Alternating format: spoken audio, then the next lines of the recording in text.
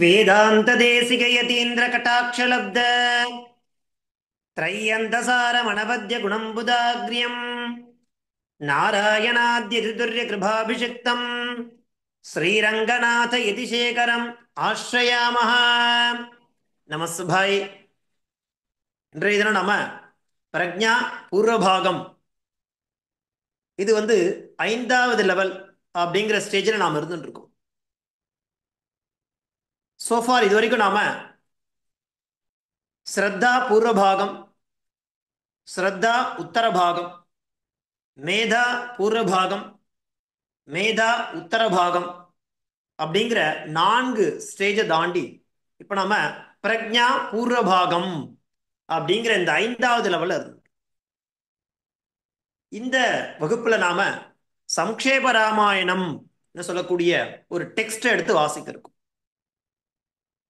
இந்த டெக்ஸ்ட் நாம எப்படி வாசிக்க போறோம் அப்படின்னாக்கா, ஸ்லோகம், பதச்சேதம்,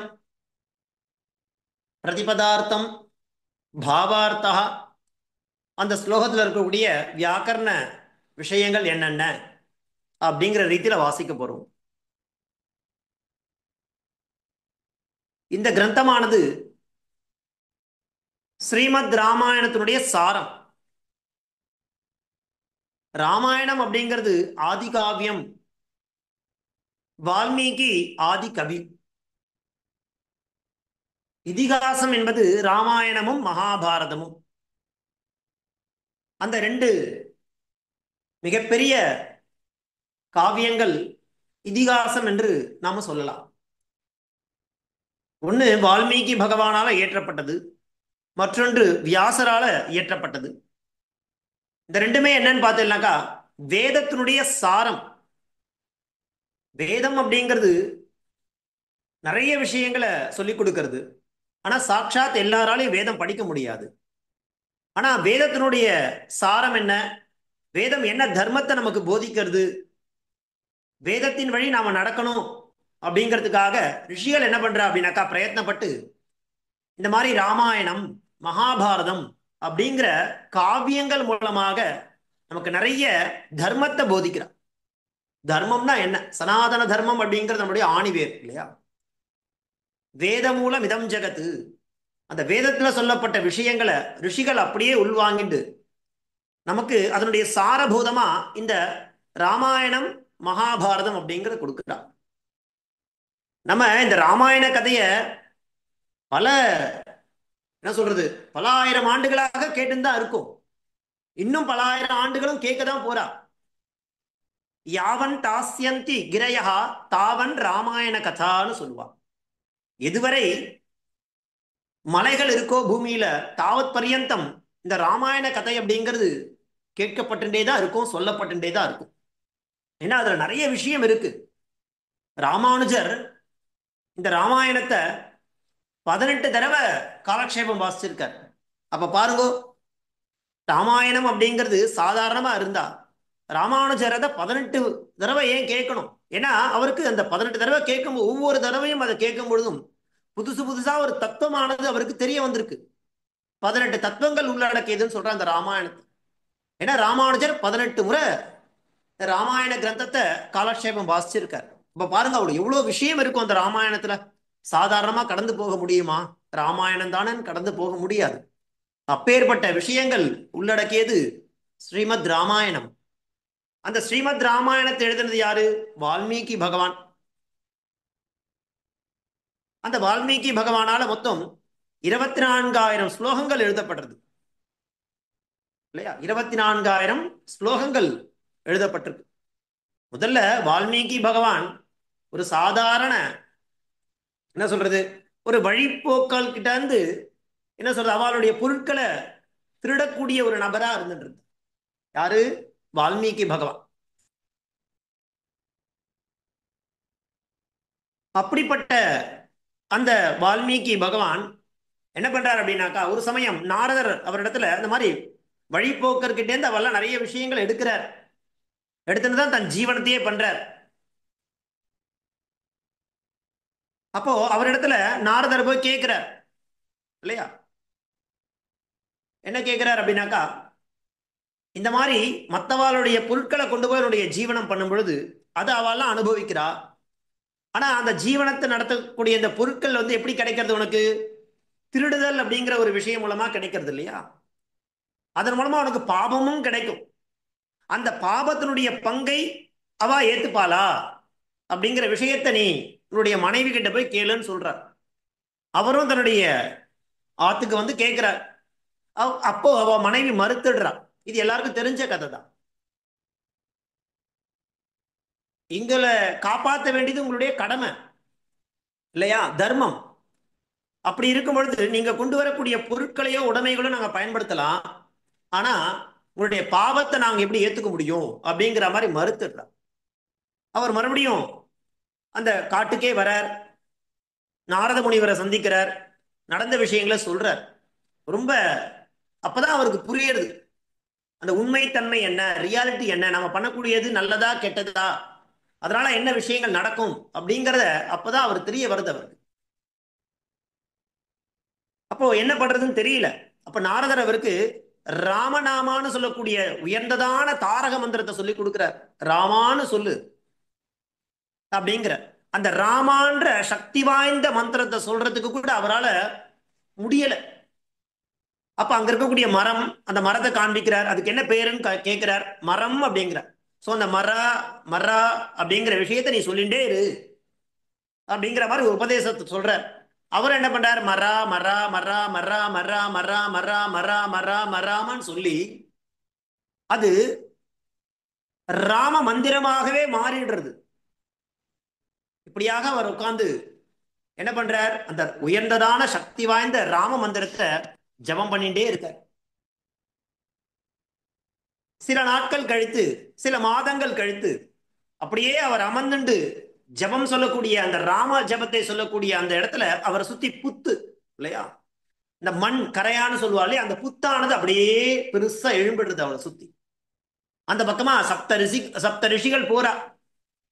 அப்படி போகும் பொழுது அந்த புற்றுக்குள்ள இருந்து அந்த ராமநாம ஜபமானது கேட்கறது. அதை கேட்ட உடனே வால்மீகி வெளியில வான்னு கூப்பிடுறா. ஏன் அவருக்கு அந்த வால்மீகின்ற பேர் ஏற்படுறதுனாக்கா, சம்ஸ்கிருதத்துல வல்மீகம் அப்படின்னா புற்றுன்னு பேர். புற்றுக்கு என்ன பேரு? வல்மீகம்னு பேரு. சோ அந்த வல்மீகத்துல இருந்து வெளியில வந்ததுனால அவருக்கு வால்மீகி அப்படிங்கிற பெயரானது ஏற்படுறது. அந்த சப்த ரிஷிகள் சொல்றான், இன்னில இருந்து நீயும் ஒரு ரிஷிதான் அப்படிங்கிற. அங்கேயே ஒரு நதிக்கரை இருக்கு. அந்த நதிக்கரை தான் தமசா நதிக்கரை அப்படின்னு பேரு. அங்கேயே இருந்துட்டு இருக்கார். அப்போ அப்பேற்பட்டவர் என்ன பண்றாருனாக்கா, நாரதத்தை கேட்கிறார் மறுபடியும், இந்த உலகத்திலேயே சிறந்தவன் யாரு, குணவான் யாரு, தர்மவான் யாரு, சத்தியவான் யாரு, அப்படி யாருன்னா ஒருத்தர் இருக்காளா, நான் தெரிஞ்சுக்க ஆசைப்படுறேன் கேட்கும் பொழுது நாரத முனிவர் அவரிடத்துல ராமபிரானை பத்தி சொல்றார். சூரிய வம்சம் அப்படிங்கிற ஒரு வம்சம் இருக்கு. அந்த வம்சத்துல விவஸ்வான் அப்படிங்கிற முதல் மனு தொடங்கி நிறைய ராஜாக்கள் இருந்திருக்கா. திலீபன் இருந்திருக்கான், ரகு மகாராஜா இருந்திருக்கார், அஜன் அப்படிங்கிற மகாராஜா இருந்திருக்கான், தசரதன்ற மகாராஜா இருந்திருக்கான். அப்பேற்பட்ட தசரதனுக்கு மகனாக ராமபிரான்னு சொல்லக்கூடிய அந்த ஸ்ரீராமச்சந்திரமூர்த்தி இருக்கார். நீ சொல்லக்கூடிய அந்த விஷயங்கள்லாம் அவருக்கு பொருந்தும் இல்லையா? குணவான், சத்தியவான், ஞானவான், தர்மஜா, இப்படி எல்லா விதமான குவாலிட்டிஸ் இல்லையா, அந்த குணங்கள் நிறைந்தவர் யாருன்னா ஒருத்தர் இருக்காளா அப்படின்னு கேட்கும் பொழுது ராமரை பத்தி சொல்ற. அப்படி ராமரை பத்தி சொல்லும் பொழுது ராமாயணம் அப்படிங்கிறது தொடக்க முதல் ஸ்லோகத்திலேருந்து ஆரம்பிச்சு 100வது ஸ்லோக பரியந்தம் முதல்ல ராமாயணத்தினுடைய என்டையர் ஸ்டோரியுமே அந்த 100 ஸ்லோகம் வாயிலாக நாரதர் வால்மீகி இடத்துல சொல்றார். தபஸ்வாத்தியாய நிரதம் தபஸ்வி பாக்விதாம்பரம் நாரதம் பரிபப்ரச்ச வால்மீகேர் முனிபுங்கவன் ஆரம்பிக்கிறது இல்லையா? அதுலே ஆரம்பிச்சு நாரதருக்கும் வால்மீகிக்கும் நடக்கக்கூடிய ஒரு கான்வர்சேஷன் கேட்கிறார். நாரதர் இடத்துல வால்மீகி பகவான் கேட்கிறார். அப்படி ஆரம்பிக்கக்கூடிய கான்வர்சேஷன், இப்பேற்பட்டவன் ஒருத்தர் இருக்கானான்னு சொல்லும் பொழுது இருக்கார் அப்படின்னு ராமரை பத்தி எடுத்து சொல்றார். இப்படியாக 100 ஸ்லோகங்கள் போறது. ராமாயணத்துடைய முதல் 100 ஸ்லோகம் சம்க்ஷேப ராமாயணம். சம்க்ஷேபம்னா சுருக்கம்னு அர்த்தம். 100 ஸ்லோகத்திலேயே என்டையர் ராமாயணத்தினுடைய கதையும் அதுல வந்துடும். அதன் பிறகு வால்மீகி என்ன பண்றார், அவருடைய இதுல ஸ்லோகங்களை பண்ணிட்டே போறார். ராமாயணத்தை மொத்தம் 24,000 ஸ்லோகங்கள் இருக்கு. 24,000 verses இன் ராமாயணா. அந்த 24 என்னன்னாக்கா காயத்ரி மந்திரத்துடைய சந்தஸ். அந்த காயத்ரி மந்திரம்ன்றது 24 எழுத்து இருக்கும். ஒரு எழுத்தை வச்சுட்டு 1000 ஸ்லோகம் பண்ற. இந்த மாதிரி மறுபடியும் 2வது எழுத்தை வச்சுட்டு இன்னொரு 1000 பண்றார். இப்படியாக 24 அக்ஷரங்களை வச்சுட்டு 24,000 ஸ்லோகங்கள் பண்ணினார் அப்படிங்கிறதாக ராமாயணத்தினுடைய குறிப்புகள் சொல்றது. அப்பேற்பட்ட வசத்தியான ராமாயணம். அதுல எவ்வளவு விஷயம் இருக்கு, நிறைய தத்துவங்கள் இருக்கு. வேதத்தினுடைய சாரம், எசன்ஸ் சொல்லுவா, தர்மம் எல்லாமே அதுல கொட்டி கிடக்கிறது. அப்பேற்பட்டது நாம கண்டிப்பா தெரிஞ்சுட்டே ஆகணும், படிச்சே ஆகணும். நம்ம ஜென்மா அப்படின்னு ஒண்ணு இருக்குனாக்கா ராமாயணத்தையும் மகாபாரதத்தையும் நாம கண்டிப்பா சிரவணம் பண்ணணும். அது பண்றதுக்கு நிறைய பாக்கியம் புண்ணியம் பண்ணிருக்கணும், இல்லைன்னா கிடைக்காது அந்த பாக்கியம் கூட. அப்பேற்பட்ட வசத்தியான ராமாயணத்தை இப்ப நாம இந்த பிரஜா பூர்வபாகத்தின் மூலமாக சம்க்ஷேபம் அப்படிங்கிற ரீதியில 1 to 100 ஸ்லோகாஸ்ல ராமாயணம் முழுக்க வாசிச்ச பலன் என்னவோ அந்த 100 ஸ்லோகத்துல அது அடங்கிடும். அப்பேற்பட்ட ஒரு அழகான டெக்ஸ்ட நமக்காக கொடுத்துருக்கா. அந்த கிரந்தத்தை தான் நம்ம இந்த வகுப்புல தொடர்ந்து வாசிக்க போறோம். எப்பேற்பட்ட கிரந்தம் அப்படின்னாக்கா, ராமாயணத்துல சொல்லணும்னாக்கா ஒரு ஸ்லோகம் இருக்கு. வைதேகி சகிதம் சுரத்ருமதலே ஹைமே மகாமண்டபே மத்தியே புஷ்பகமாசனே மணிமயே வீராசனே சுஸ்திதம் அக்ரே வாஜயதி பிரபஞ்சனசுதே தத்வம் முனிभ्यः பரம் வியாக்கியாந்தம் பரதாதிபிः பரிவிருதம் ராமம் பஜே ஷ்யாமலம். அழகான ஸ்லோகம், ராமரை பத்தின ஸ்லோகம். என்ன ஸ்லோகம், இதனுடைய தாற்பயம் என்ன? வைதேகி சகிதம் சுரத்ருமதலே. வைதேகி யாரு? சீதா பிராட்டி. எப்பொழுதும் சீதாதேவியுடன் இணைந்தே இருக்கக்கூடிய ஸ்ரீராமச்சந்திரமூர்த்தி. வைதேகி சகிதம், வைதேகி விட்டு பிரியவே மாட்டார். விதேக ராஜ்யத்தினுடைய மகள் யாரு? வைதேகி. யாருக்கு? சீதைக்கு பேர். அப்பேற்பட்ட வைதேகி சகிதம், வைதேகியுடன் சேர்ந்தே இருக்கக்கூடிய சுரத்ருமதலே. சுரஹா தேவதாருன்னு சொல்லுவா, ஒரு மரம். அப்பேற்பட்ட மரமானது இருக்கு சுரத்ருமதலே. ஹைமே மகாமண்டபே, அந்த மரத்துக்கு கீழே ஒரு அழகான மண்டபம் இருக்கு. எப்படி வர்ணிக்கிறார் பாருங்க. ஹைமே மகாமண்டபே, அந்த மண்டபம் எப்படி இருக்கு? ஹைமம்னா ஸ்வர்ணமயமான ஒரு மண்டபம். ஹைமே மகாமண்டபே மத்தியே, அந்த மண்டபத்துக்கு நடுவுல புஷ்பகமாசனே, இங்க புஷ்பத்தால் அலங்கரிக்கப்பட்ட ஒரு ஆசனம் அழகா இருக்கு. அந்த மண்டபத்துக்கு நடுவுல ஸ்வர்ணமயமான மண்டபம், அந்த மண்டபத்துக்கு நடுவுல புஷ்பத்தால் அலங்கரிக்கப்பட்ட ஆசனம். ஐமே மகாமண்டபே மத்தியே புஷ்பகமாசனே மணிமயே. எப்படி இருக்குனாக்கா, அந்த மண்டபமானது பல மணிகளால அலங்காரம் பண்ணப்பட்டிருக்கு. மணினாலே விசேஷம் பகவானுக்கு நமக்கு தெரியும். சுவாமி தேசிகன் கண்டாவதாரம். அப்பேற்பட்ட மணியால் அலங்கரிக்கப்பட்ட இல்லையா, இந்த கோவில்களுக்கெல்லாம் போனாக்கா கோவிலுடைய கதவுல நிறைய மணிகள் கட்டி தொங்க விட்டுருப்பா. அந்த மாதிரி இந்த மண்டபமானது எப்படி இருக்குனாக்கா, ஐமே மகாமண்டபே மத்தியே புஷ்பகமாசனே மணிமயே, நிறைய மணிகளால அலங்காரம் பண்ணியிருக்காளாம். ஏன்னா மணின்றது ரொம்ப விசேஷம் இல்லையா. ஆண்டாள் கூட நிறைய இடத்துல பிரயோகம் பண்ணியிருப்பா. தூமணி மாடத்து சுற்றும் விளக்கரிய மாலே மணிவண்ணா மார்கழி. இப்படி மணிங்கிறது அப்பேற்பட்ட உசத்தியான ஒரு விசேஷம். அதால அலங்கரிக்கப்பட்ட மணிமயே வீராசனே. அதுல பார்த்தெல்லாம் ஜம்முன்னு அப்படி ஆஜானுபாக வீராசனத்துல ராமர் உட்கார்ந்து இருக்கார். ஒரு காலை கீழே தொங்க போட்டு ஒரு காலை மடிச்சுக்கிறது. அதுக்கு என்ன பேரு? வீராசனம்னு பேரு. வீராசனே சுஸ்திதம், ஜம்முன்னு உட்கார்ந்து இருக்கார் வீராசனத்துல. சரி, ராமர் உட்கார்ந்து இருக்கார், சீதை பக்கத்துல இருக்கா. அழகான மண்டபமானது இருக்கு, மணிகளால் அலங்கரிக்கப்பட்ட மண்டபம். ராமர் அங்க உட்கார்ந்து இருக்கார். என்ன பண்றாரு உட்கார்ந்துட்டு? இல்லையா, வீராசனே சுஸ்திதம். சரி, அக்ரே வாசயதி அப்படின்னா என்ன அர்த்தம்? அக்ரேனா ராமர் மாத்திரம் அங்க உட்கார்ந்து இருக்காரா? இல்ல, ராமருக்கு முன்பாக அக்ரே வாசயதி பிரபஞ்சன சுதே தத்துவம் முனிபிய பரம். ஆஞ்சநேயர் உட்கார்ந்து இருக்கார். உட்கார்ந்துட்டு நிறைய விஷயங்களை கேட்டு இருக்கார், தத்துவங்களை கேட்டு இருக்கார். தத்துவம் முனிபிய பரம். அவர் மாத்திரம் இருக்காரா, ஆஞ்சநேயர் மாத்திரம் இருக்காரானா இல்ல, நிறைய ரிஷிகள் சுத்தி உட்கார்ந்து இருக்கா அவருக்கு முன்பாக, ராமருக்கு முன்பாக. அக்ரே வாசயதி பிரபஞ்சன சுதே தத்துவம் முனிபிய பரம். என்ன நடந்துட்டு இருக்கு? ராமர் உட்கார்ந்து இருக்கார், ஆஞ்சநேயர் கேட்டு இருக்கார், சுத்தி ரிஷிகள்லாம் உட்கார்ந்து இருக்கா. அப்படி என்ன போயிட்டு இருக்குனாக்கா, தத்துவம், எது தத்துவம்னு பேசிட்டு இருக்கா.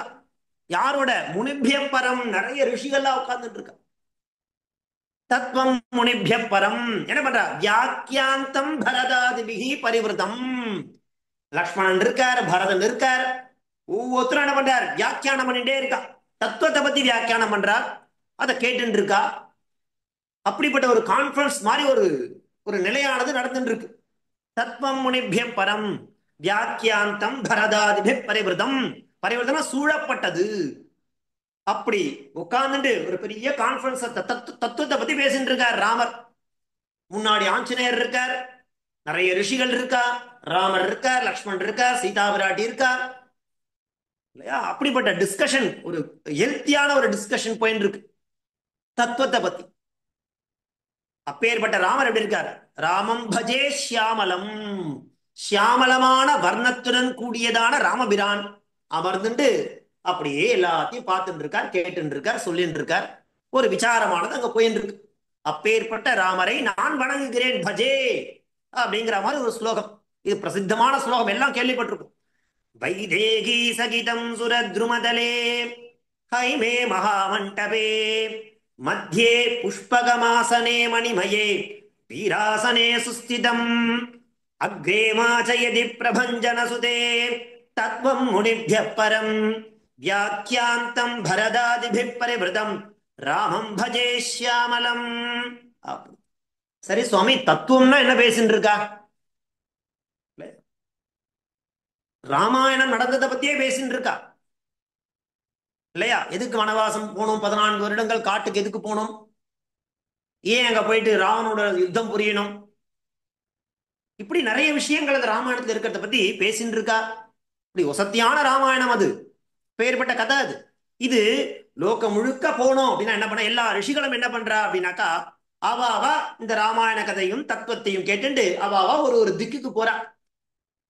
இந்த எப்படி வந்து ராமாயணம் ஆதி காவியமோ அந்த மாதிரி வேதத்துல ரிக்வேதம் அப்படிங்கிறது ரொம்ப பிராச்சீனம். ரிக்வேதம், யஜுர்வேதம், சாமவேதம், அதர்வண வேதம். அது முதல் வேதமாக இருக்கக்கூடியது ரிக்வேதம். அந்த ரிக்வேதம் சொல்றதுனா என்ன சொல்றது?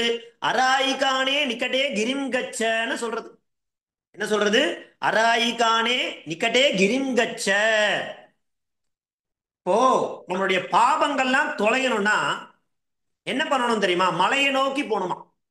எங்கெல்லாம் மலை இருக்கோ அந்த மலைகளை நோக்கி நம்மளுடைய பயணமானது இருக்கணும். அப்படி பண்ணா என்ன ஆகும்னாக்கா, நாம எல்லாருமே அராயி. அராயினா யாரு? நம்மள ஏழை, பிரபன்னகா இல்லையா. எப்படி ஏழையா இருக்கும்? நிறைய புண்ணியங்கள் இல்லாத ஏழையா இருக்கும், நிறைய பாபங்கள்ல நிறைய இருக்கும். ஆனா புண்ணியங்கிற விஷயத்துல நம்மளாம் ஏழை. அராயி, ஏ அராயி கிரிம் கச்ச. நமக்கு சொல்றது ரிக்வேதம் சொல்லி கொடுக்கிறது, மலையை நோக்கி போ. ஏன் மலையை நோக்கி போனோம்? அங்க நிறைய தத்துவம் இருக்கு மலையில. எவ்வளவு ரிஷிகள் இருந்திருக்கா தெரியுமா? ராமாயணம் நடந்த காலத்துல ராமருக்கு முன்னாடி எந்தெந்த ரிஷிகள்லாம் உட்கார்ந்து தத்துவத்தை பத்தி விசாரம் பண்ணாலோ அந்த ரிஷிகள்லாம் ஒவ்வொரு திக்குக்கும் இருக்கக்கூடிய மலைகளை நோக்கி போனா, அங்க போய் உட்கார்ந்துட்டு தபஸ் பண்றா, ராமாயணத்தை பிரச்சாரம் பண்ணினா அப்படிங்கிற மாதிரி சரித்திரம் சொல்றது. அப்படி ஒரு முனிவர் தான் திருப்பதி மலைக்கு வந்து உட்கார்ந்து இருக்கார். அந்த திருப்பதி மலையில தான் ராமானுஜருக்கு அவருடைய மாமானவர் உட்கார்ந்து ராமாயணத்தை 18 தடவை உபன்யாசம் பண்ணியிருக்கார், அதாவது காலக்ஷேபம் பண்ணியிருக்கார். அவருக்கு 18 விதமான தத்துவங்கள் கிடைச்சிருக்கு 18 தடவை அந்த ராமாயணத்தை கேட்டதுனால.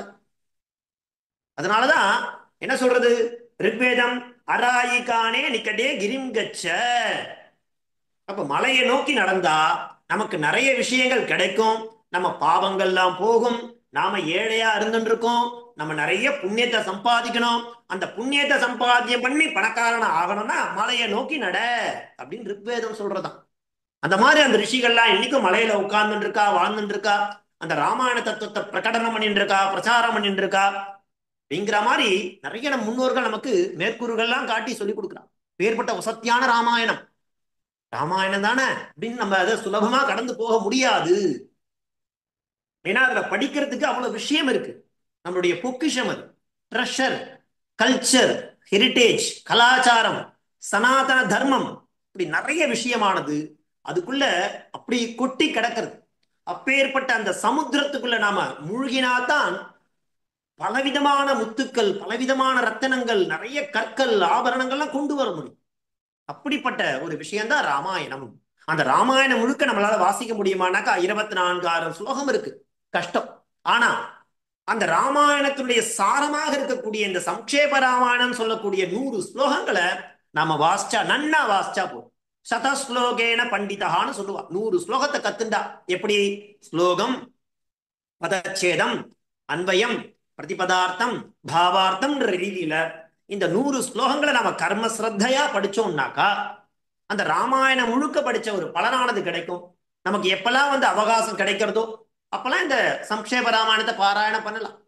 பிரதி மாசம் பார்த்தேன்னா புனர்வசு அப்படிங்கிற நட்சத்திரமானது வந்துட்டு தான் இருக்கு. அந்த நாட்கள்ல நாம இந்த கத்துண்ட சம்க்ஷேப ராமாயணத்தை பாராயணம் பண்ணலாம். அப்படி பாராயணம் பண்ணும்பொழுது அர்த்தத்தோட நம்ம அந்த பாராயணத்தை பண்ணும் பொழுது இன்னும் நமக்கு ரெட்டிப்பு மகிழ்ச்சியானது கிடைக்கும், ஆனந்தமானது கிடைக்கும், ஒரு திருப்தியானது கிடைக்கும். அப்பேற்பட்ட அற்புதமான ஒரு கிரந்தம் இந்த ராமாயணத்தை பத்தி சொல்ல நிறைய சொல்லலாம் இல்லையா?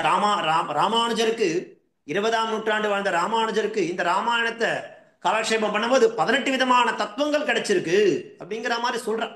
அப்பேற்பட்ட அற்புதமான வித்யான்னு ஒண்ணு, தியஜனம்னு ஒண்ணு, அர்த்தானாம் பஞ்சகம், பிரபத்திகி, மோக்ஷம், சேஷத்துவம், பாரதந்திரியம் இல்லையா? இப்படி நிறைய விஷயங்கள் அந்த ராமாயணத்துல இருக்கின்றா இல்லையா? அவதின்னு சொல்றா, அகதின்னு சொல்றா, விரக்திகின்னு சொல்றா, குரோர்திருக்குன்னு சொல்றா, ஸ்ரீ சாக்கியம், நிர்பரத்வம், சுகவசதிகி, மந்திரசாரஹா, இப்படி நிறைய விஷயமானது 18 ரகசியங்களாக அந்த ராமாயணத்துக்குள்ள ஒட்டி கிடக்குது.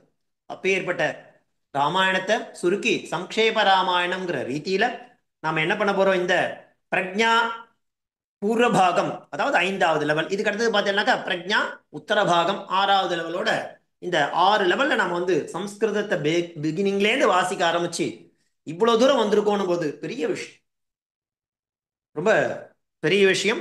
அதுக்கெல்லாம் நீங்க உங்களுடைய எஃபர்ட்டும் இருக்கு, விடாம. இப்ப பார்த்தீங்கன்னா இன்றைய தினம் நம்ம வகுப்புல அன்வயிக்கிறது 57 பேர்னு காட்டுறது.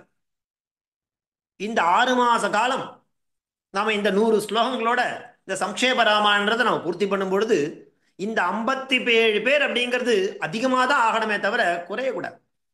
கர்மஸ்ரத்தையா நம்ம வாரத்துல 2 வகுப்புன்னு தான் வச்சுட்டு இருக்க போறோம் இல்லையா? செவ்வாய் மற்றும் வியாழன் 7லேருந்து 7:30. ஸோ இந்த அவகாசத்தை நம்ம ராமாயணத்துக்காகவும் ராமருக்காகவும் இல்லையா, நம்மளுடைய சனாதன தர்மத்துக்காகவும் நமக்கு பின்னாடி வரக்கூடிய வாழ்க்கை இந்த ராமாயணம் கிடைக்கணும் அப்படிங்கிறதுக்காகவும் நாம என்ன பண்ணுறோம்? அதை கர்மஸ்ரத்தையா வாசிச்சு நான் உங்ககிட்ட பிரதி வகுப்புல சொல்றதுதான் என்னன்னாக்கா, வாசிக்கிறதோட இல்லாம அதற்குண்டான ஹோம்ஒர்க் என்னவோ அதை எழுதுறது, அதை படிக்கிறது, அதை கண்டினியூவா படிக்கிறது, ஸ்ரத்தையா படிக்கிறது அப்படிங்கிற ஒரு வியாஜத்தோட இந்த 5வது லெவலை நாம பூர்த்தி பண்ணணும் அப்படிங்கிற ஒரு விஷயத்த உங்ககிட்ட நான் ஷேர் பண்ணிக்கிறேன். ஸோ நீங்க பண்ண வேண்டியது கர்மஸ்ரத்தையா உட்காந்து வகுப்பை அட்டன் பண்ணணும்.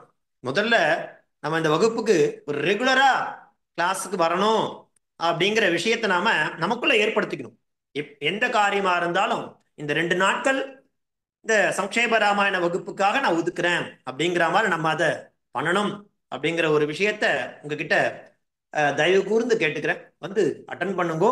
நமக்கு அது சிரேயச கொடுக்கும். நமக்கு 2 வியாஜம், சம்ஸ்கிருதம் படிக்கணும், நல்ல கிரந்தத்தையும் படிக்கணும் இல்லையா? வேதத்துடைய சாரம் இந்த ராமாயணம், அந்த ராமாயணத்துடைய சாரம் இந்த சம்க்ஷேப ராமாயணம். அப்போ நமக்கு அதுக்குண்டான பலனானது நிச்சயமாக கிடைக்கும். ஸோ ஆச்சார அனுகிரகத்தோட இந்த விஷயமானது நம்ம தொடர்ந்து பண்ணலாம் அப்படிங்கிறது அதனுடைய விஞ்ஞாபனம்.